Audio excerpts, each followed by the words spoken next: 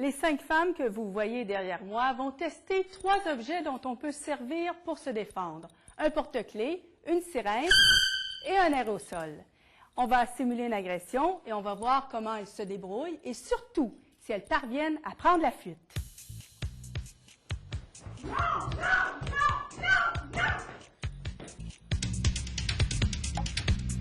Posséder ces objets pour se défendre est légal.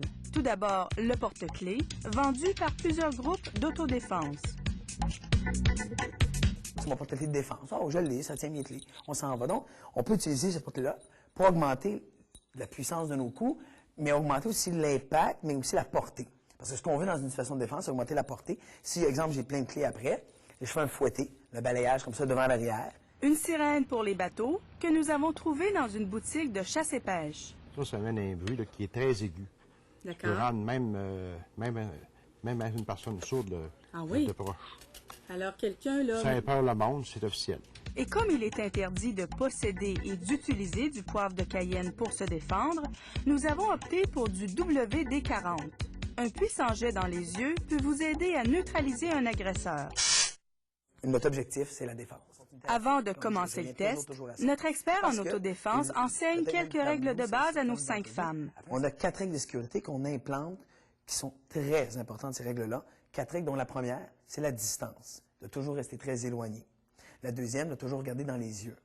Et la troisième, toujours bouger, ne pas rester sur place, toujours être en mouvement, donc dans le but de passer mon chemin. Et la dernière, ne pas engager de discussion trop longue. Notre groupe a en main le porte-clés et les 2 autres objets sont placés dans leur sac à main. 1, 2, 3, action, on marche. Première testeuse, Mélissa.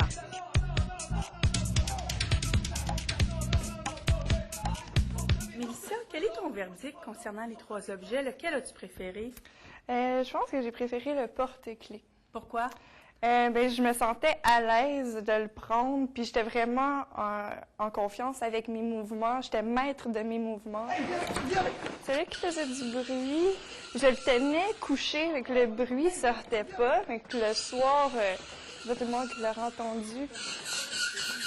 Est-ce que dans ce cas ici, Mélissa a été assez rapide pour finalement prendre l'objet dans la bourse? Mais, honnêtement, agréablement, oui, surprenant de voir la vitesse qu'elle l'a sortie. Parce que dans une situation de stress intense, où elle vit du harcèlement, où elle se fait suivre, d'avoir réagi de la sorte, d'avoir sorti aussi rapidement l'aérosol ou la petite cacane d'huile, c'était bien. Deuxième testeuse, notre adolescente Jenny.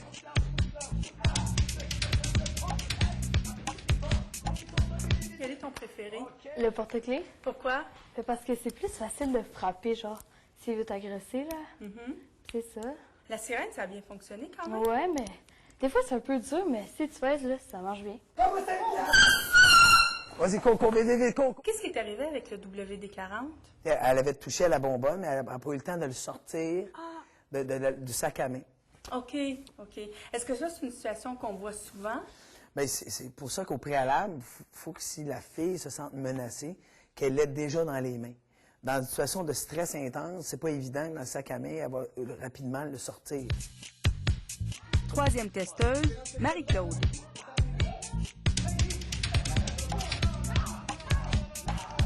Moi, j'ai préféré de grand le porte-clés, en fait, parce que c'est quelque chose que je sors souvent. Oui. Quand j'arrive je sors de la voiture, j'arrive pour rentrer chez moi, je sors toujours mes clés. Et le WD-40? Je pense que si on pense à ouvrir sa sacoche à ce moment-là et le sortir, c'est efficace.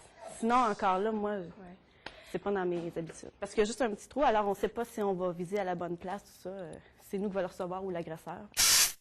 1, 2, 3, action, on marche. Quatrième testeuse, Marie.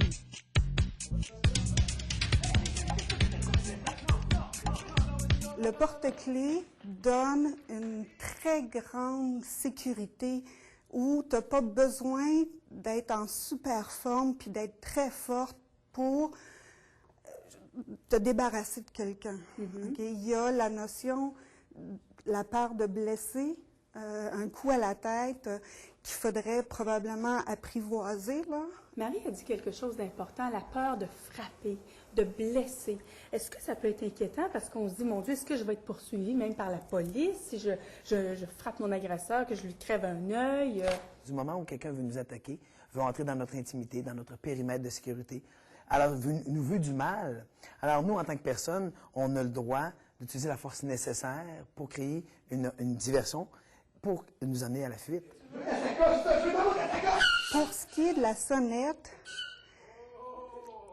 même si je sonne, ça ne me donne pas de sécurité, ça n'a pas d'impact sur l'agresseur comme tel. Si j'étais à mobilité réduite, je l'aurais.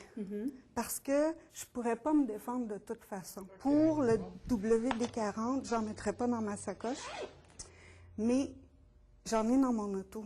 Ah oui? Puis je vais le garder dans ma voiture. Parce que quelqu'un qui embarque dans ton auto puis qui te dérange, t'es pris là, t'es dans le volant, tu peux pas vraiment frapper. 5e testeuse, Marie-France.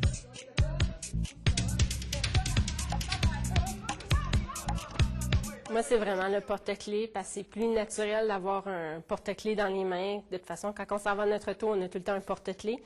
Quand on s'en va à la maison, on a tout le temps nos clés dans nos mains. T'as pas d'affaire à savoir ça! Qu'est-ce qui est arrivé avec ces deux objets-là qui étaient dans une bourse? J'ai tout simplement pas été capable de les sortir de la sacoche.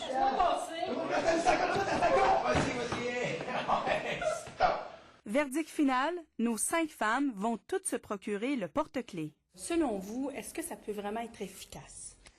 Moi, je dis que tout objet venant aider la confiance, renforcer la confiance de la femme, si elle se sent à l'aise, tout est bon. Un sac à main dans son visage, c'est super.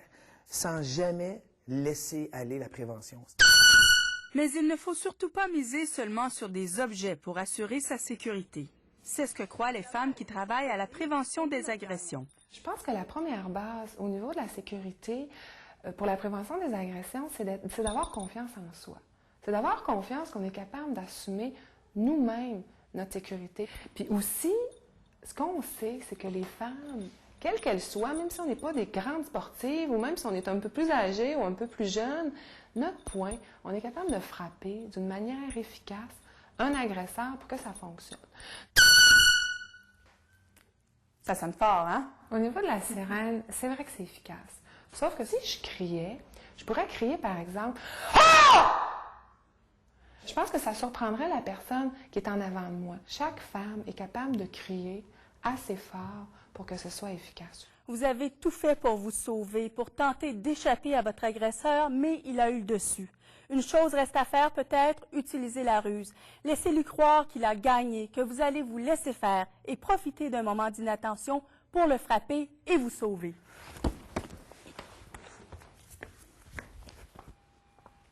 Vous avez des commentaires à nous faire sur le test d'aujourd'hui ou vous aimeriez qu'on teste un produit pour vous? N'hésitez pas à nous écrire. Notre adresse test.je@tva.ca.